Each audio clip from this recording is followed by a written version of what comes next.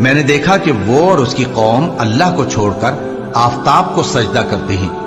اور شیطان نے ان کے اعمال انہیں آراستہ کر دکھائے ہیں اور ان کو رستے سے روک رکھا ہے، پس وہ رستے پر نہیں آتے اور نہیں سمجھتے ہیں کہ اللہ کو جو آسمانوں اور زمین میں چھپی چیزوں کو ظاہر کر دیتا اور تمہارے پوشیدہ اور ظاہر اعمال کو جانتا ہے، کیوں سجدہ نہ کریں؟ اللہ کے سوا کوئی عبادت کے لائق نہیں، وہی عرش عظیم کا مالک ہے۔ سلیمان نے کہا، اچھا ہم دیکھیں گے تو نے سچ کہا ہے یا تو جھوٹا ہے۔ یہ میرا خط لے جا اور اسے ان کی طرف ڈال دے، پھر ان کے پاس سے ہٹ جانا اور دیکھنا کہ وہ کیا جواب دیتی ہیں۔ ملکہ نے کہا کہ دربار والو، مجھ تک ایک نامہ گرامی پہنچایا گیا ہے، وہ سلیمان کی طرف سے ہے، اور مضمون یہ ہے کہ شروع اللہ کا نام لے کر جو بڑا مہربان نہایت رحم والا ہے، بعد اس کے یہ کہ مجھ سے سرکشی نہ کرو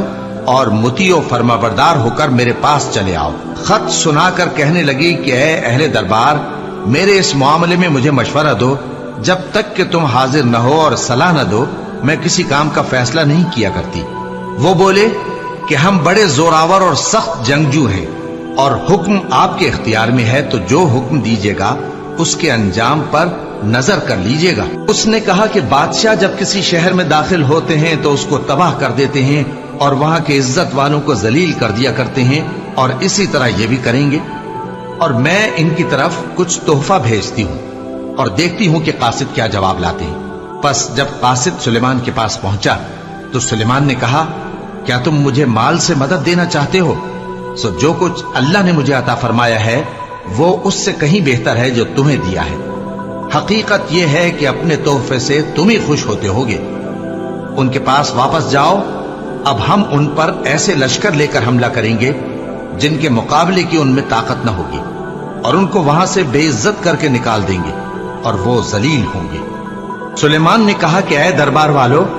کوئی تم میں ایسا ہے کہ قبل اس کے کہ وہ لوگ فرما بردار ہو کر ہمارے پاس آئیں، ملکہ کا تخت میرے پاس لے آئے؟ جنات میں سے ایک قوی ہیکل جن نے کہا کہ قبل اس کے کہ آپ اپنی جگہ سے اٹھیں